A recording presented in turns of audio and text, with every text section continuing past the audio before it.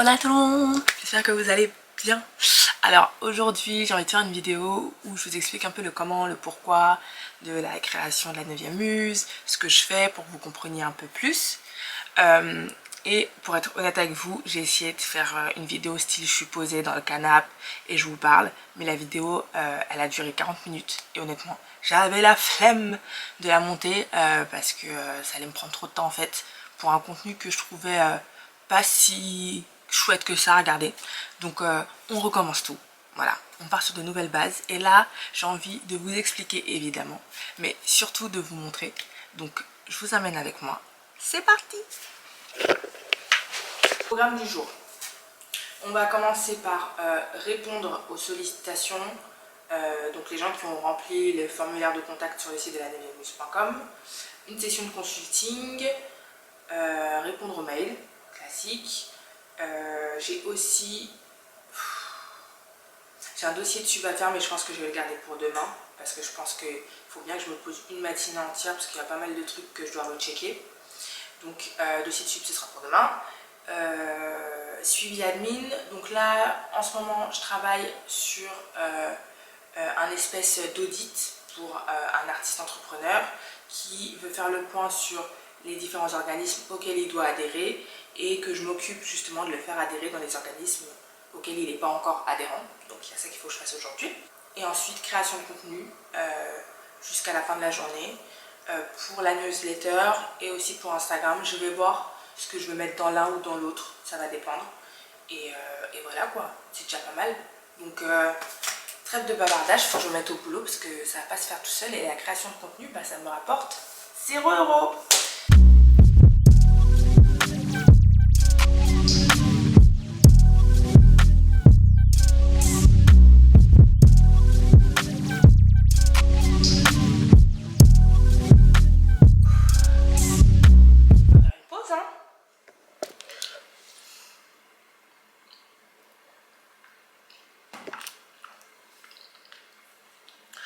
Un bubble tea brown sugar, c'est toujours une bonne idée. J'en avais trop besoin. Donc ouais, au final, je vous ai même pas expliqué pourquoi on était là en fait.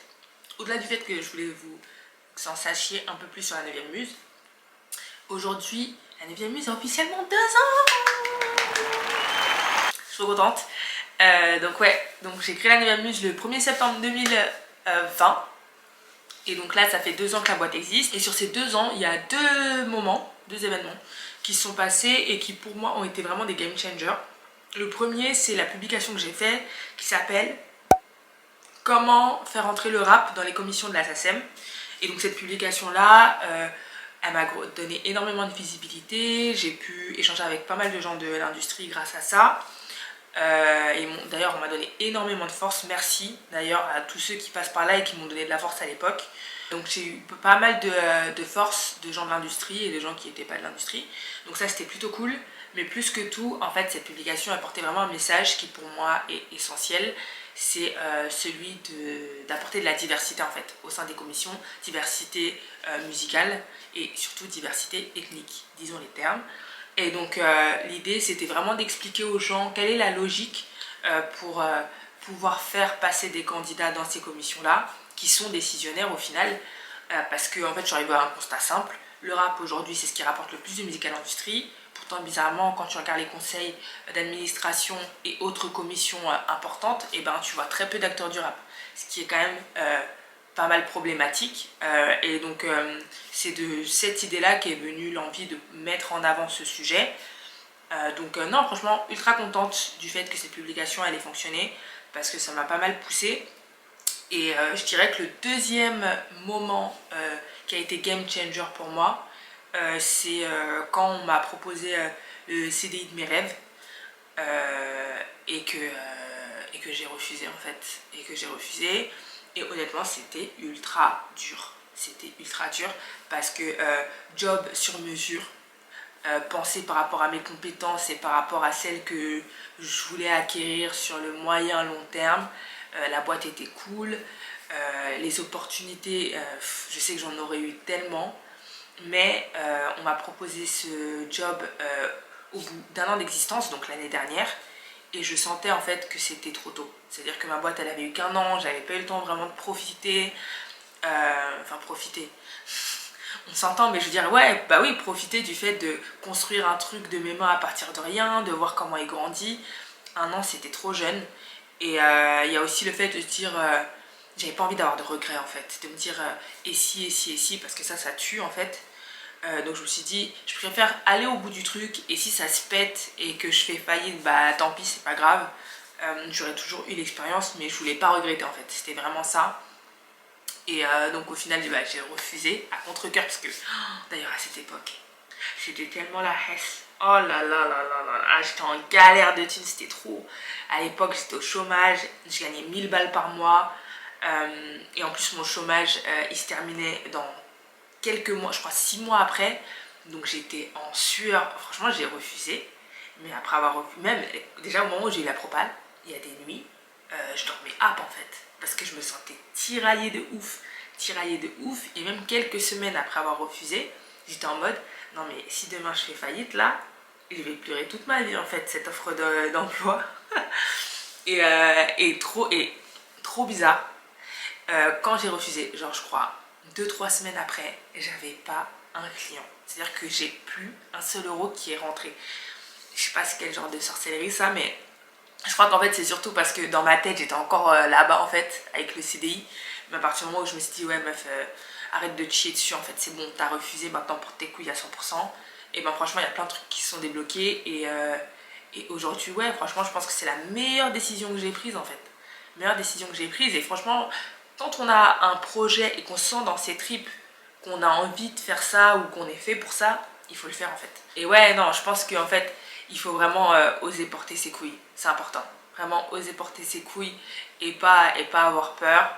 Même si c'est facile pour moi de le dire aujourd'hui, mais je me permets de le dire parce que ouais, franchement, j'ai porté mes couilles et quand ma mère, ma mère, je l'aime d'amour, hein. Ma mère, elle me dit non, mais toi tu travailles tout le temps, mais l'argent ne vient pas. Et donc, quand on me dit ça, bah ton cœur il se brise tu vois et t'es en mode non mais t'inquiète maman ça va venir ça va venir. Bon je suis toujours pas riche hein, je vous rassure mais je suis arrivée à un stade quand même où heureusement je me paye, je paye mes factures donc c'est déjà génial en fait en 2 ans mais ouais j'ai envie de faire plus, j'aspire à plus et j'ai envie aussi de vous donner plus parce que je fais de la création de contenu pour vous donner de la valeur parce que pour moi c'est important de partager le savoir parce que le savoir c'est la seule chose que quand on la donne, eh ben, elle se démultiplie. Derrière, ça fout quand même la pression. Ça fout quand même la pression de se dire, ok, donc là, en vrai, mon seul rempart, c'est moi-même. Donc il faut envoyer. Enfin, à la baraque, putain. Ça fait du bien. Donc ouais, alors une bonne journée, franchement, productive et tout. Franchement, je suis contente. J'ai pu faire tous les trucs que je voulais faire. Alors, je sais que de votre point de vue extérieur, la journée a l'air un peu boring, mais concrètement, mes journées ressemblent à ça. 90% du temps. Mais c'est vrai qu'il y a 10 autres pourcents du temps où mes journées, elles sont assez stylées. Faut que je vous montre parce que sinon vous n'allez pas me croire. Parce que maintenant, je suis sûre que vous m'avez catalogué comme la meuf qui bosse dans l'admin, qui passe une journée vissée au bureau et qui croit qu'elle a fait la mala. Mais attendez, vous allez voir. Tu filmes qui là? Tu filmes qui? T'as les droits?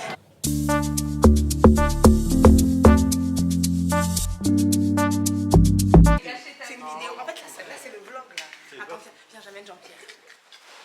Jean-Pierre Sec, oui. La légende. Aïe aïe. Ça va ou quoi? Il est tellement modeste qu'il rigole. Il est tellement modeste qu'il rigole. Quand on dit les vrais termes.